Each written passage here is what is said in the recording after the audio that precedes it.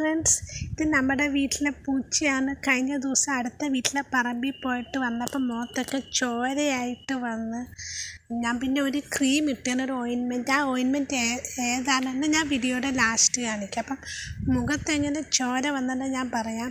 നമ്മുടെ ഇവിടെ ഒരേ ഒരു കണ്ടൻ പൂച്ചയാണ് ഉള്ളത്. ഇത് അടുത്ത വീട്ടിലെ ചക്കിപ്പൂച്ചയാണ്.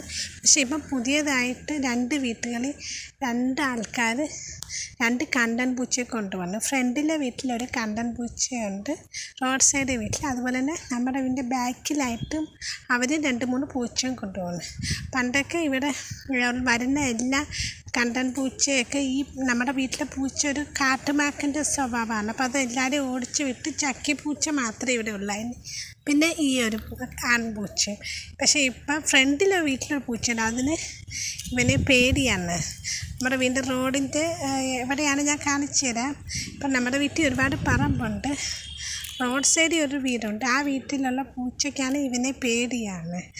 അപ്പം അതുകൊണ്ട് അതിപ്പോൾ ഈ ഏരിയൊന്നും വരികയില്ല.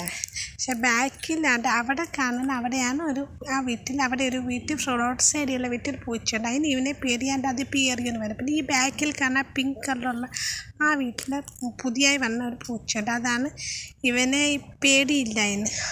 ഇവനതിനെ ഓടിച്ചു വിടുമ്പോൾ അത് ഇവൻ്റെ മുഖത്തൊക്കെ മാന്തി കൊടുത്ത് മുഖമൊക്കെ ആകെ ചോരയായി വന്ന് പിന്നെ ഞാൻ ഓയിൻമെൻറ്റൊക്കെ ഇട്ട് ഇപ്പോൾ കിടക്കുകയാണ്, വെയിൽ കൊണ്ട് കിടക്കുകയാണ്. ഇവൻ എന്തായാലും റാബീസിൻ്റെ വാക്സിൻ എടുക്കണം, അല്ലെങ്കിൽ ശരിയാവില്ല. അപ്പോൾ ഒരു അടിയും പിടിയൊക്കെ തന്നെയാണ്. ഇതാണ് ഞാൻ വാങ്ങിച്ച ഓയിൻമെൻറ്റ്. അപ്പോൾ ഇന്നത്തെ വീഡിയോ ഇത്ര.